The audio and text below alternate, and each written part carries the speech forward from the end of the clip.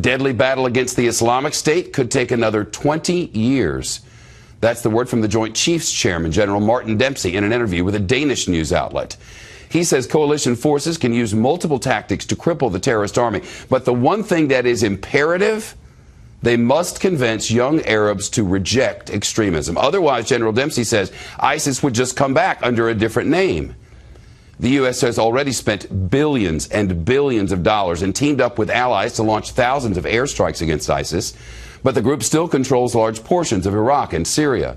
U.S. Marine Corps Harrier jets joined the air campaign this week, launching their first bombing runs from the USS Essex Navy assault ship in the Persian Gulf. Meantime, Syrian state-run media and activists there report ISIS militants have beheaded one of Syria's top archaeologists in an ancient town of Palmyra. They report that the terrorist then hanged his 82-year-old body from one of the town's Roman columns. Palmyra is famous for its Roman ruins, and the militants have reportedly already destroyed some landmarks there. The terrorists have also targeted historical sites in Iraq. They claim it's all part of an effort to stop idol worship. Tara Mahler is a former CIA military analyst. She's now a research fellow at the International Security Program at New America. It describes itself as a think tank that delivers impartial analysis. 20 years.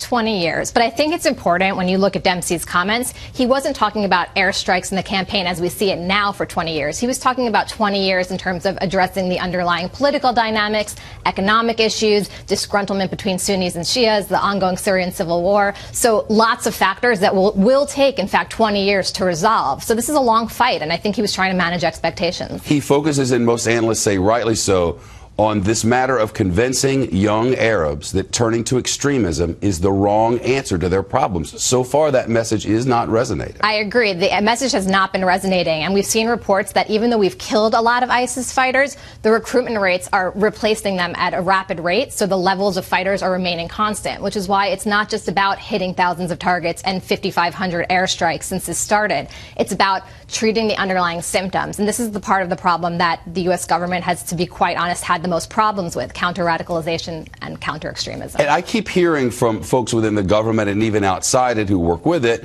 who say we're working on online strategies, we're working on social media strategies to try to employ some of the same methods that the extremists use, but for good rather than for evil. I look for it, I can't find it. Well, it's a really difficult problem. You have ISIS exploiting social media and Twitter, which has millions of active users. So countering these messages isn't as easy as it seems. I mean, Twitter's been trying to crack down on it. We have private companies trying to crack down on it.